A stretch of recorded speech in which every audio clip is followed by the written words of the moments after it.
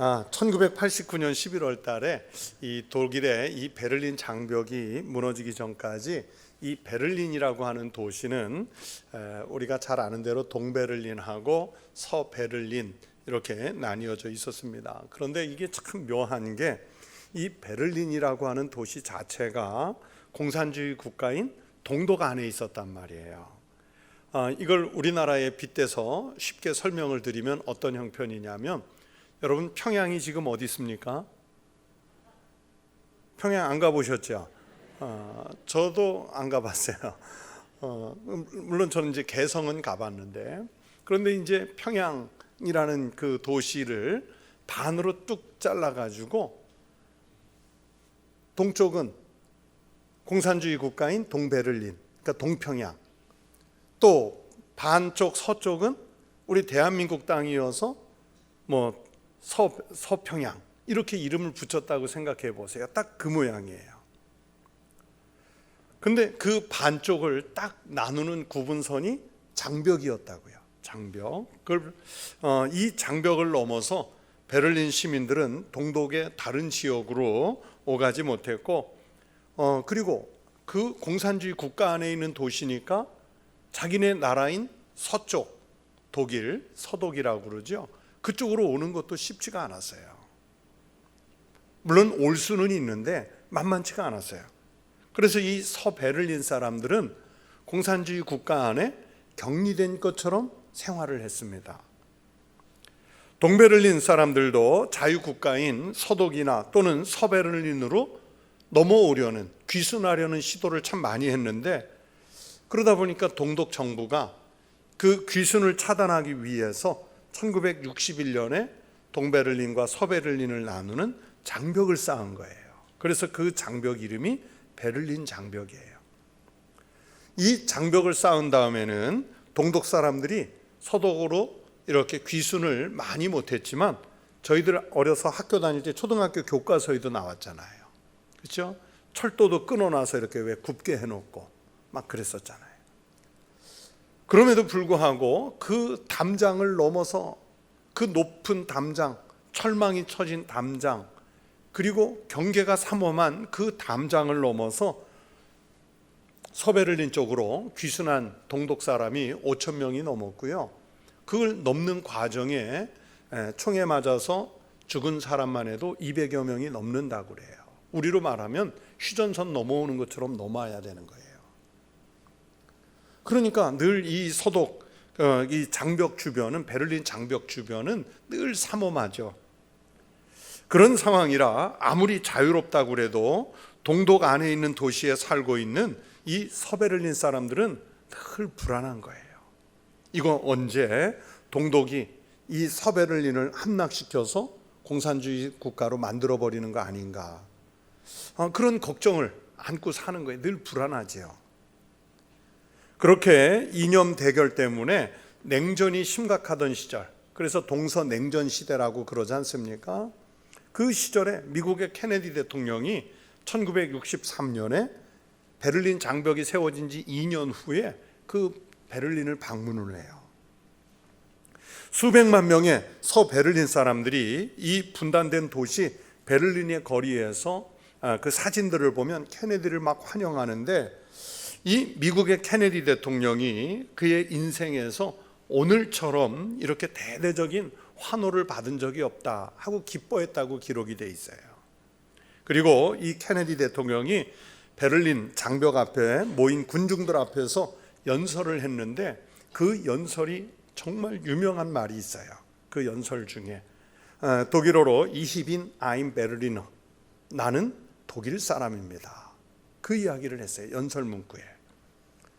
이 말은 서베를린, 그 공산주의와 벽을 맞대고 격리된 채 살고 있는 이 서베를린 시민들하고 나도 함께하고 있습니다, 마음으로 연대감을 표명한 말입니다. 이 말은 서베를린 시민들뿐만이 아니라 자유진영에 있는 모든 사람들을 아주 환호하게 만든 멋진 말이었습니다.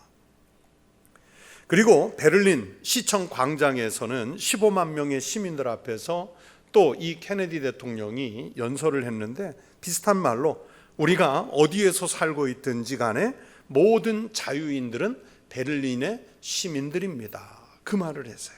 그러니까 장벽 앞에서 한 말과 거의 비슷하죠.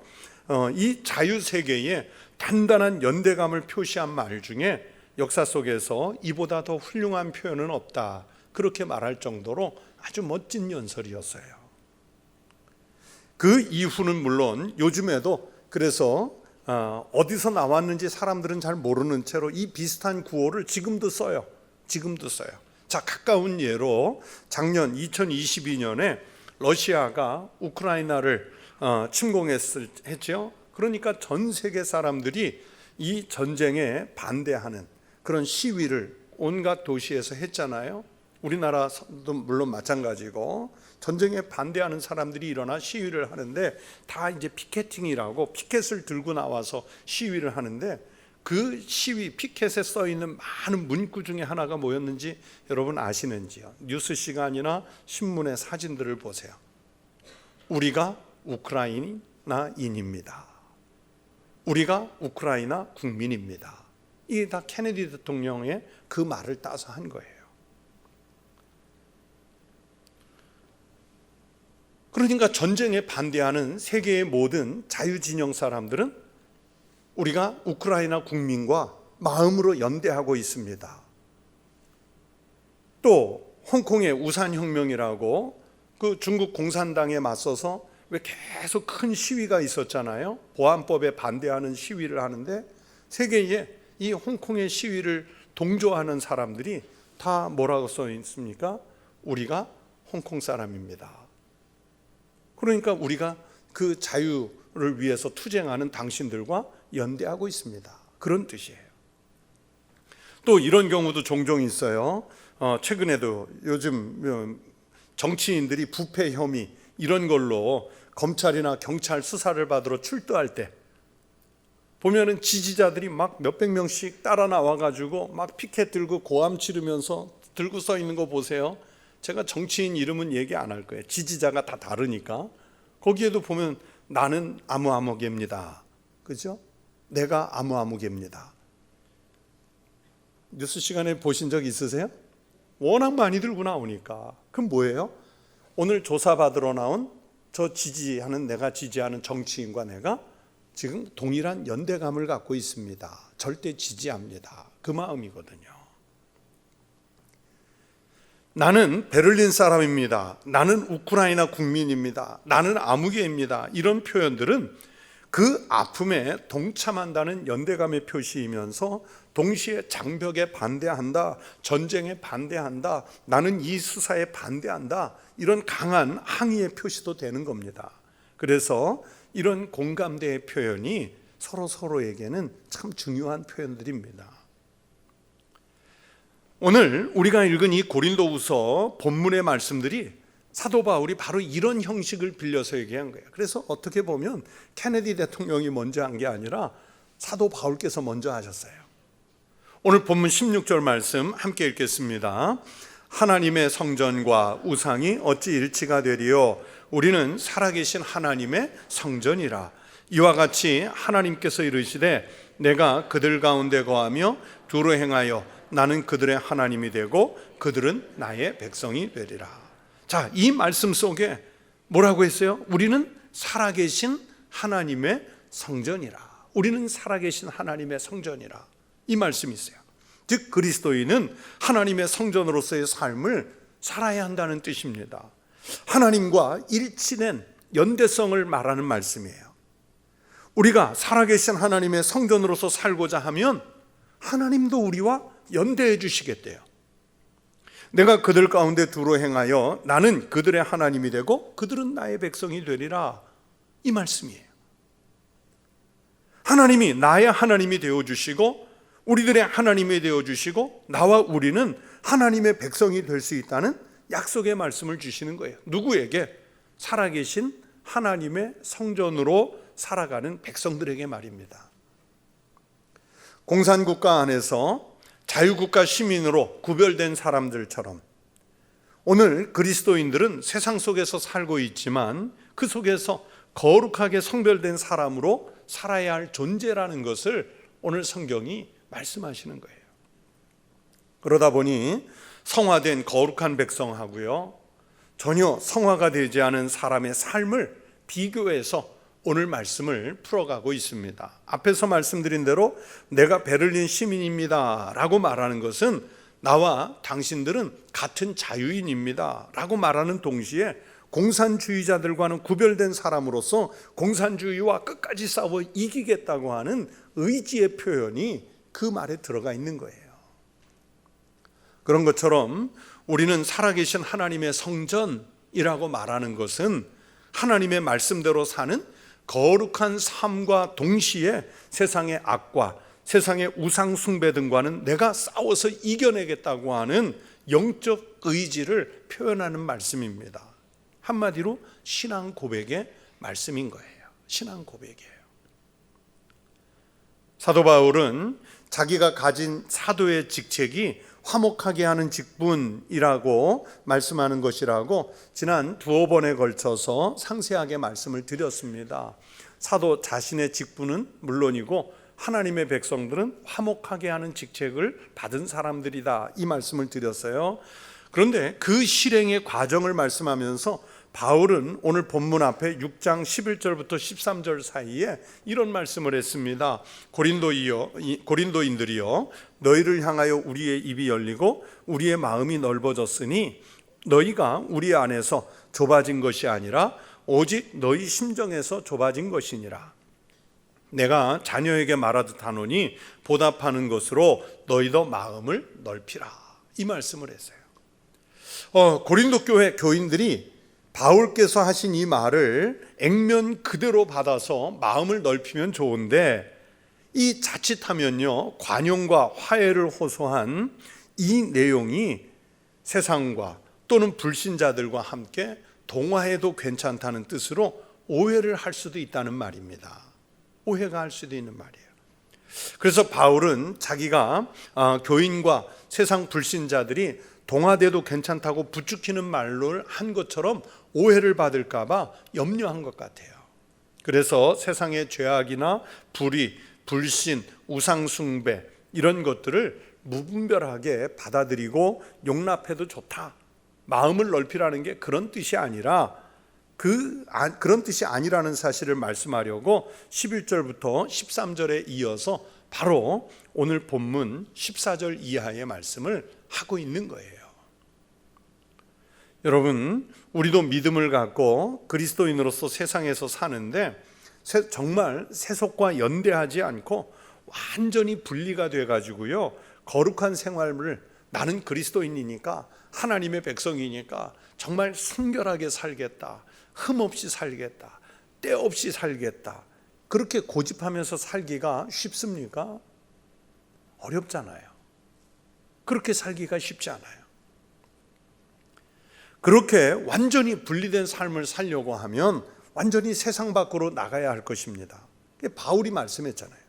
고린도전서 5장 10절에서 이렇게 말씀했습니다. 이 말은 세상에 거룩하지 않은 사람들과 사귀지 말라는 말, 이 세상에 음행하는 자들이나 탐하는 자들이나 속여 빼앗는 자들이나 우상 숭배하는 자들을 도무지 사귀지 말라 하는 것이 아니니 만일 그리하려면 너희가 세상 밖으로 나가야 할 것이니라. 세상 밖으로 나가야 한대요. 여기서 세상 밖으로 나간다는 말은 지구를 떠나라는 거예요. 인간이 아주 없는 곳으로 가라는 말씀입니다. 그렇게 살아내려면 여러분, 그게 가능한 일인가요? 어떻게 보면 불가능하다는 얘기죠.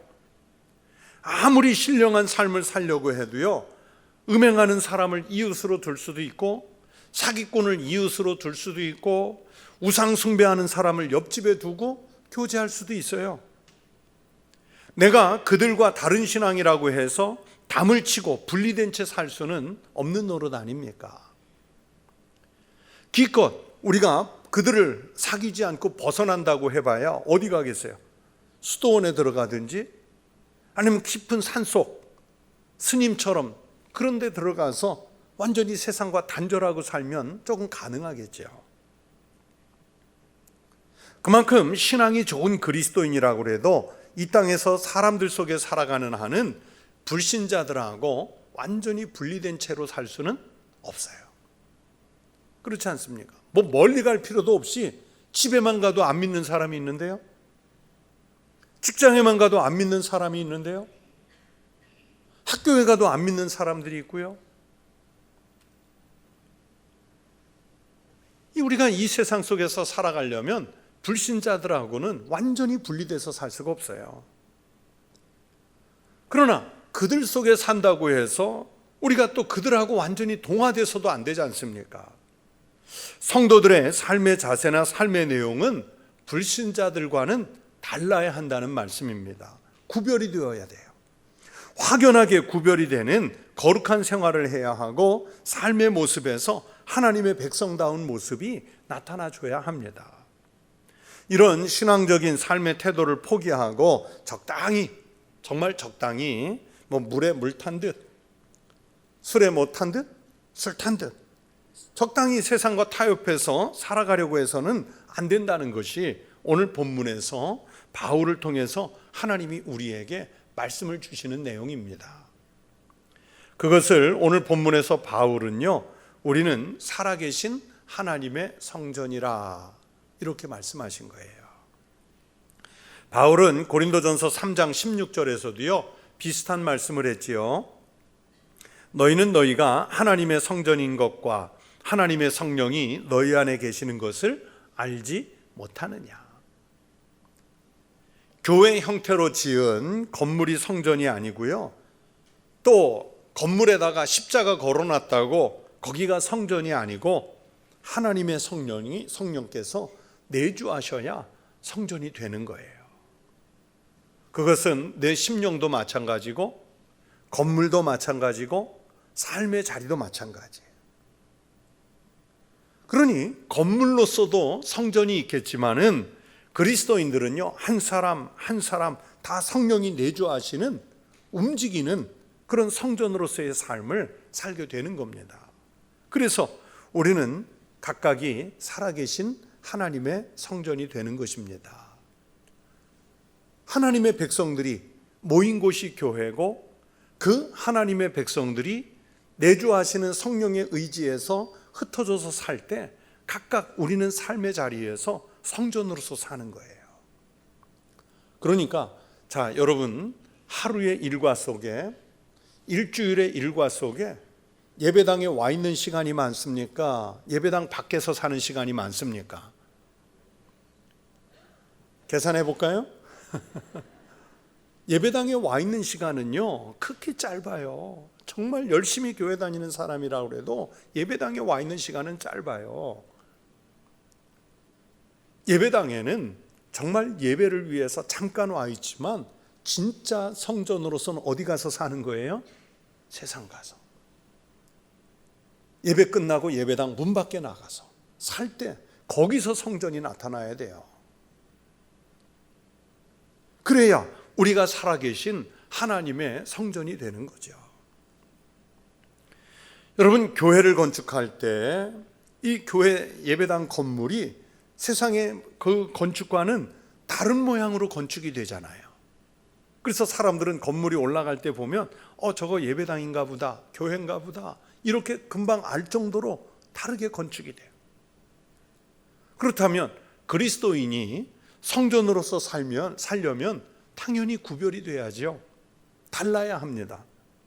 그래서 사도 바울은 오늘 본문을 시작하면서 14절에서 이렇게 말씀하지요. 너희는 믿지 않는 자와 멍에를 함께 매지 말라. 의와 불법이 어찌 함께하며 빛과 어둠이 어찌 사귀며. 많은 사람들이 이 말씀을 조금 이렇게 너무 확대해서 해석해가지고 불신자하고 신자하고 결혼하면 안 된다, 같이 멍에를 매지 말랬으니까 그렇게까지 해석하는 분도 있는데 오늘 본문은 전혀 그런 내용이 아니에요. 그런 내용이 아니고 삶의 자리를 말하는 거예요. 자, 여러분 멍에가 뭔지 아시죠? 요즘 젊은 신세대는 멍에 잘 모르는데 우리는 멍에 잘 알잖아요. 그렇죠? 이 멍에라는 것은 짐승이 행동을 쉽게 하지 못하도록 통제하기 위해서 만들어 놓은 도구죠. 기구예요.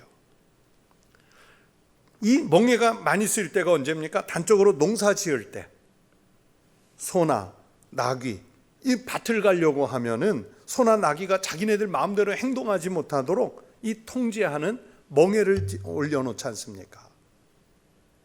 코를 뚫어가지고 위에 멍에를 연결해서 그 소, 나귀, 말들을 통제해요.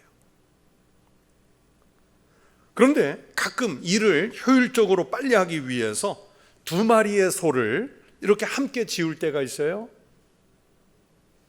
또는 두 마리의 말을 함께 묶어서 말을 끌게 할 때가 있잖아요. 마차를.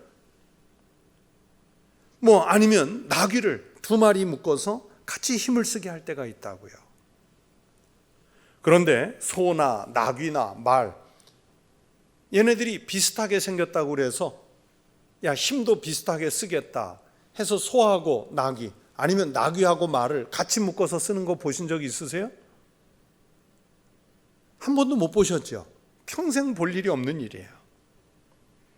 신명기 22장 10절에 이런 말씀이 있습니다. 너는 소와 나귀를 결의하여 갈지 말며. 이 결의한다는 말은 함께 묶어서 사용한다는 뜻도 있는데 여러분 소하고 나귀는 덩치도 달라요. 그리고 소하고 나귀는 보폭도 다르고요. 힘을 쓰는 그 방법이 다르고요. 성격도 다 다르기 때문에 같이 묶어서 일을 시킬 수는 없어요. 아마 사도 바울이 바로 이 말씀을 인용해서 오늘 본문을 풀어간 것 같이 보입니다. 그런 것처럼 하나님의 성전인 거룩한 성도하고 불신자가 함께 묶어서 하나님의 뜻을 이룰 수는 없다는 거예요. 그래서 믿지 않는 자와 멍에를 함께 하지 말라고 말씀한 것입니다. 본문에서 계속 이어지는 말씀들이 그래서 이와 비슷한 비교들을 합니다. 빛과 어둠이 어찌 사귀며. 여러분 빛과 어둠은 함께 할 수 없다는 뜻이지요. 여러분 실제로 그렇지 않습니까? 아무리 새까만 방이라고 그래도요. 거기에 촛불 하나, 거기에 전등 작은 거 하나만 밝히면은 어둠이 없어져요. 반대로 아무리 환한 대낮이라고 그래도요. 차광막으로, 차광 커튼으로 그 빛을 창문을 싹 덮어 가려버리면 영화관처럼 그냥 깜깜해지는 거죠. 그렇게 빛과 어둠은 서로 밀어내는 존재이지 함께 할 수가 없어요. 빛은 어둠을 용납하지 않습니다. 요한일서 1장 5절에서 말씀합니다. 하나님은 빛이시라 그에게는 어둠이 조금도 없으시다는 것이라. 반대로 어둠도 빛과 함께 있으려고 하지 않고 거부하죠. 어둠은 빛을 거부해요. 요한복음 3장 20절의 말씀입니다. 악을 행하는 자마다 빛을 미워하여 빛으로 오지 아니하나니 이는 그 행위가 드러날까 함이요. 빛이 오면 자기의 어둠에 그 부정과 불의가 드러날까 봐 빛을 막는 거예요. 밀어내는 거예요. 그래서 빛과 어둠 이 둘은 사귀지 못하는 존재인 것처럼 거룩한 사람과 불신자도 영적인 면에서는 그렇게 구분이 되어야 한다.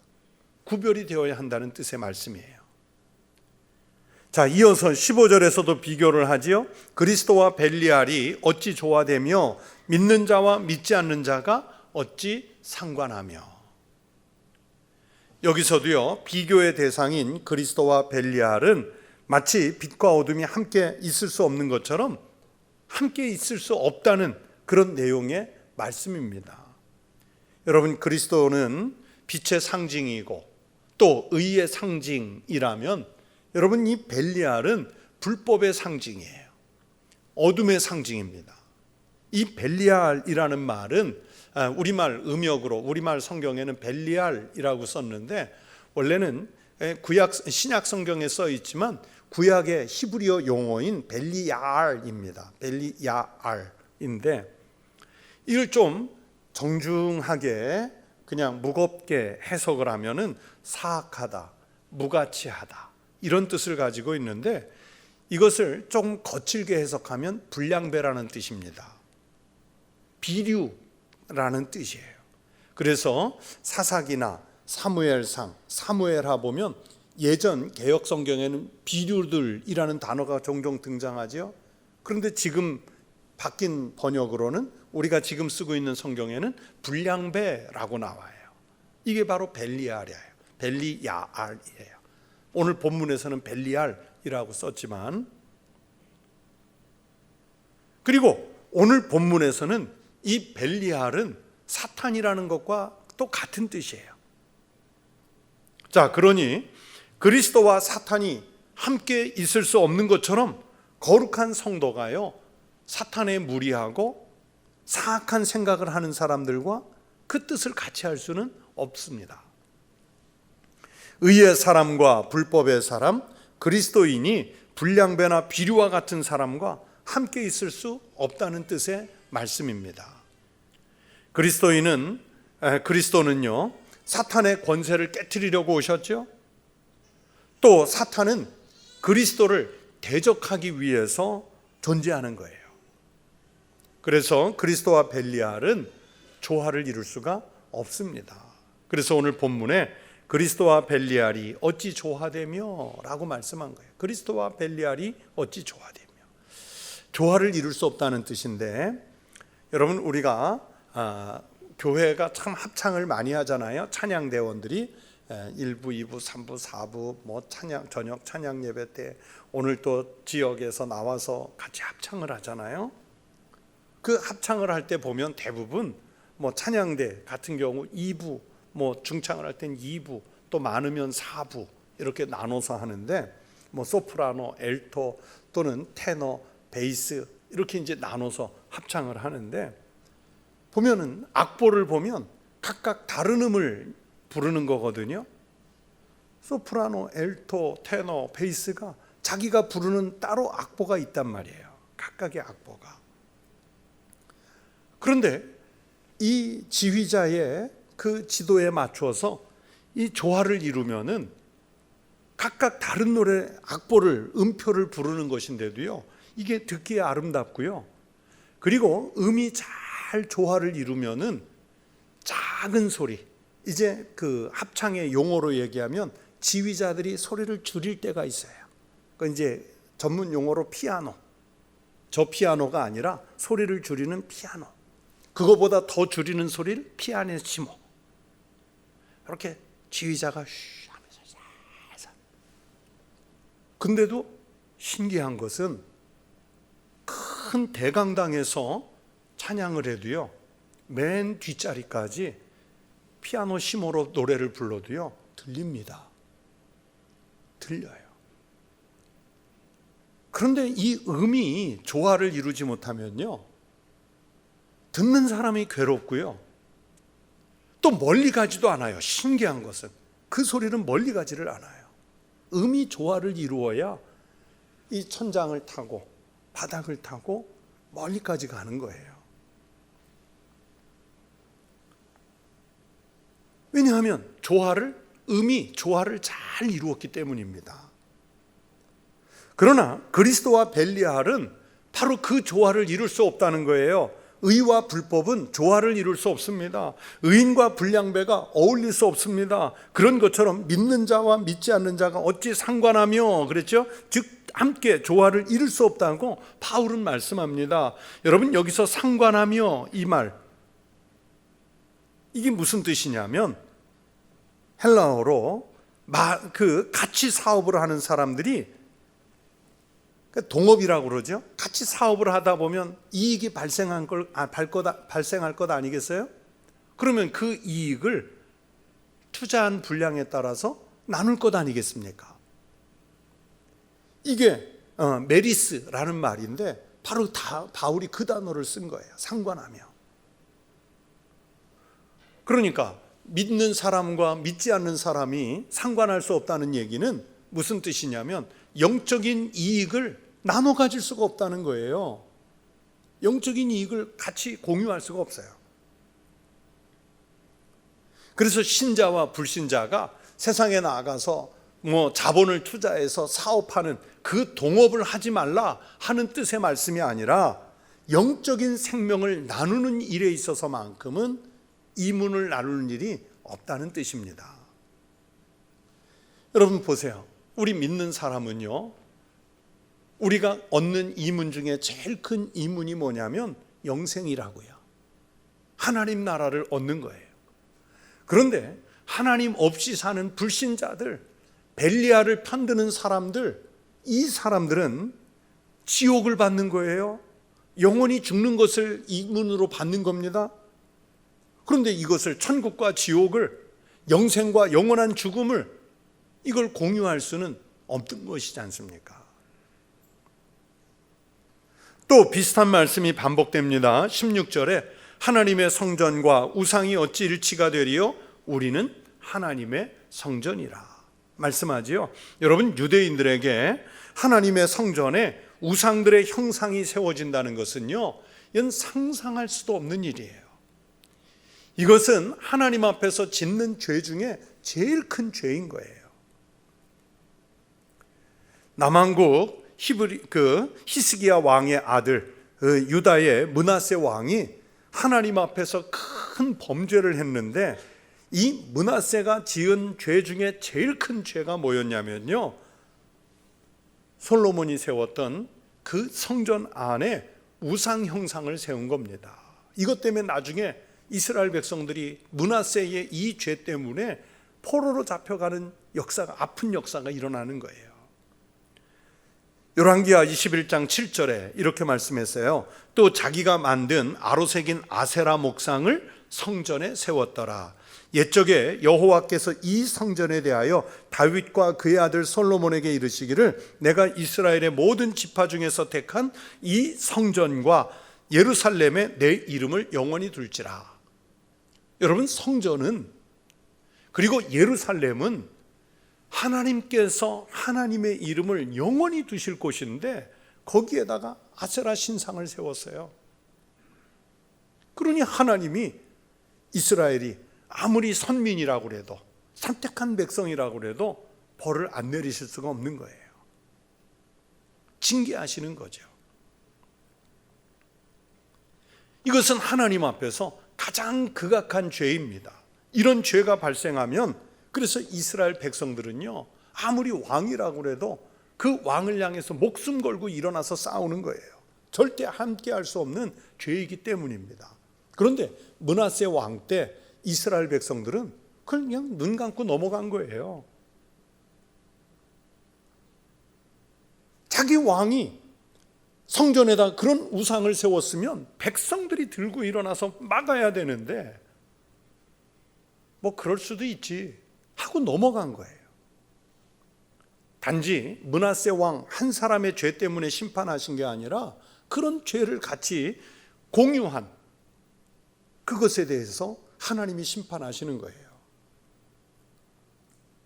그래서 바울이 내리는 결론은, 믿는 자와 믿지 않는 자가 함께 멍에를 맬 수 없고, 의와 불법이 함께 할 수 없고, 빛과 어둠이 함께 할 수 없고, 그리스도와 벨리알이 함께 할 수 없는 것처럼, 우리는 그리스도인으로서 성전의 삶, 정결한 삶을 살아야 한다는 것을 말씀합니다.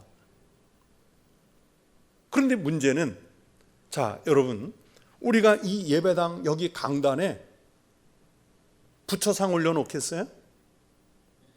아니면 신령한 무슨 우암산에 나무 고목이 하나 있다고 여기 갖다 잘라다 놓겠어요? 그거는 안 할 거라고요. 그런데 문제는, 우리가 우상을 섬기는 사람으로 여기에 앉아 있을 수 있다고요. 그렇잖아요. 적당히 세상과 타협한, 마치 불법, 벨리알, 이것을 우리 마음에 품은 채로 므낫세 왕이 성전에 아세라 목상 세우듯이 눈에 보이는 형상은 없지만 내가 적당히 구별되지 않은, 여전히 우상에 세속에 몸담은, 불의와 불법에 동조하는 그 마음을 가지고 여기에 와 있으면, 여러분, 이게 바로 우상 아니고 뭐겠어요? 이 모든 말씀을 종합해서 우리는 살아계신 하나님의 성전이라 말씀하는 거예요. 그래야 하나님이 우리 하나님이 되어주시고 우리가 하나님의 백성이 될 수 있다는 것입니다. 그리고 하나님이 우리 아버지가 되시고 우리가 하나님의 자녀가 될 수 있다고 말씀하시는 거예요. 자, 여러분 결론으로 18절 함께 읽겠습니다. 너희에게 아버지가 되고 너희는 내게 자녀가 되리라 전능하신 주의 말씀이니라 하셨느니라. 누구에게 이런 특권을 주시느냐면 하나님의 성전으로 사는 사람들에게. 여러분, 나의 믿음 생활, 교회 생활을 살펴보십시오. 성경은 분명하게 우리가 하나님의 성전이라고 말씀하셨는데 우리는 성전이 아니라 불법의 사람으로 어둠의 그늘에서 우상을 좇는 생활이 아닌지 돌아봐야 돼요. 마치 우리가 미신을 믿는 것처럼 교회를 다녀요. 부적 한 장 사는 마음으로 성경책 들고 다녀요. 그런 마음, 그냥 복을 받기 위해서 복채를 내고 점집에 가듯이 교회를 다니고 세상의 삶의 자리에서 불법이든 불신앙이든 어둠이든 나한테 손해만 끼치지 않는다면 그 어둠이나 불법에 그냥 나도 모르게 텀벙 몸을 던져버리고 그들과 섞여 사는, 그들과 섞여 살지 말라는 게 아니라 그들 속에 우리가 살고 있지만 세상에 이 많은 건물들 중에 예배당의 건물이 독특하게 드러나는 것처럼 우리는 세상 사람들 속에 들어가 살면서도요 구별된 성전의 삶을 살아야 한다는 거예요. 왕따 당할지도 몰라요. 손가락질 당할지도 몰라요. 어쩌면 공산주의 같이 탄압이 심한 나라에서는 그것 때문에 죽을지도 몰라요. 그래도 그렇게 살라는 거예요. 그들을 떠나서 살라는 게 아니라 그들 속에 들어가서 그렇게 살라는 거예요. 여러분, 우리 그리스도인은 철저하게 종말의 삶을 사는 사람들입니다. 종말의 삶이라고 하니까 어느 날 세상이 다 멸망하는 날이 빨리 오기를 기다린다는 뜻도 있지만은 우리가 하나님 앞에 서는 날을 생각하는 것이 종말의 날입니다. 하나님의 심판대 앞에 섰을 때 의의 삶을 살았는지, 불법의 삶을 살았는지, 그리스도의 삶을 살았는지, 벨리알의 삶을 살았는지 그 하나님의 심판대 앞에서 판가름 날 날이 있어요. 하나님이 나의 하나님이 되고 내가 하나님의 자녀였는지가 밝혀지는 날이 있다는 뜻입니다. 특히 내가 살아계신 하나님의 성전으로 살았는지 우상 숭배 현장에서 그냥 그대로 살았는지 이 드러나는 날이 있다는 거예요. 이게 종말의 삶을 사는 것을 말해요. 여러분, 우리는 성전의 삶을 살아야 할 줄로 믿습니다. 그래서 성도란 서로 성전의 삶을 살아가도록 격려하고 독려하는 관계입니다. 누구를 깎아내리고 또 고린도 교회 교인들 중에 일부가 바울을 깎아내리듯이 목회자나 또는 교회 안에 지도자들을 깎아내리고 교인들 간에 서로 은사 자랑하면서 신앙을 훼손하고 이단의 선동에 넘어가서 교회를 분란에 빠뜨리고 이런 행위가 없어야 한다는 뜻에서 이건 세속 사람들이 하는 방식이니까 고린도 교회 교인들이요, 당신들 교회에서는 그런 일이 좀 없게 하십시오, 이 당부를 하는 거예요. 교회 안에서 그리스도가 아닌 다른 것 자랑하는 언행은 다 벨리알의 행위고요, 그것은 교회 공동체를 어둡게 하는 행위입니다.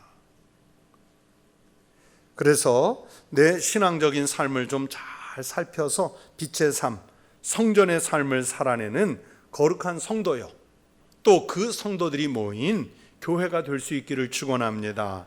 그렇게 같은 믿음의 사람들이 우리가 하나님의 성전이다, 그렇게 고백하면서 교회 공동체의 공동의 삶을 살아갈 수 있는 우리 청북교회 그리고 교회 성도들 되실 수 있기를 주의 이름으로 축원합니다. 그리고 이곳에서는 공동체지만 흩어졌을 때 예배 마치고 여러분의 삶의 자리로 돌아가서는 그곳에서도 하나님 보시기에 구별된 거룩한 성도의 삶을 살아내시기를 주의 이름으로 축원합니다. 기도하겠습니다. 하나님 아버지, 감사합니다. 저희들을 하나님의 백성으로 불러서 하나님의 자녀로 인쳐주셨으니 우리는 살아계신 하나님의 성전이라는 신앙 고백으로 세속에서 살아가게 하여 주시옵소서. 어떤 자리에서 어떤 사람을 만나 어떤 형편의 삶을 살든지 그곳에서 그리스도의 모습만 나타낼 수 있는 신령한 삶을 살아내게 하여 주시옵소서. 내가 벨리알로 어둠으로 악한 것에 영향을 받지 않고 오히려 그것들과 싸워 이겨내고 내가 사는 자리를 신령한 처소로 변모시켜가는 성도의 삶을 살아가게 하여 주시옵소서. 그 백성들이 모여 우리 청북교회 공동체가 거룩한 교회 공동체가 되게 하시고 우리 한국교회가 정말 큰 위기를 맞은 이 시대 다시 부흥하고 일어설 길은 하나님 앞에서 하나님의 뜻을 좇아 구별된 삶을 사는 것임을 깨닫고 다시 십자가 앞으로 나올 용기를 갖게 하여 주시옵소서. 이 시간 주님 앞에 귀한 예물을 드린 손들이 있습니다. 하나님, 각양 서원한 예물들을 주님 앞에 드리오니 주께서 받으시고 귀한 예물을 드린 손길마다 또 그 가정과 일터마다 모자람 없이 넉넉하게 채우시는 축복이 있게 하여 주시옵소서.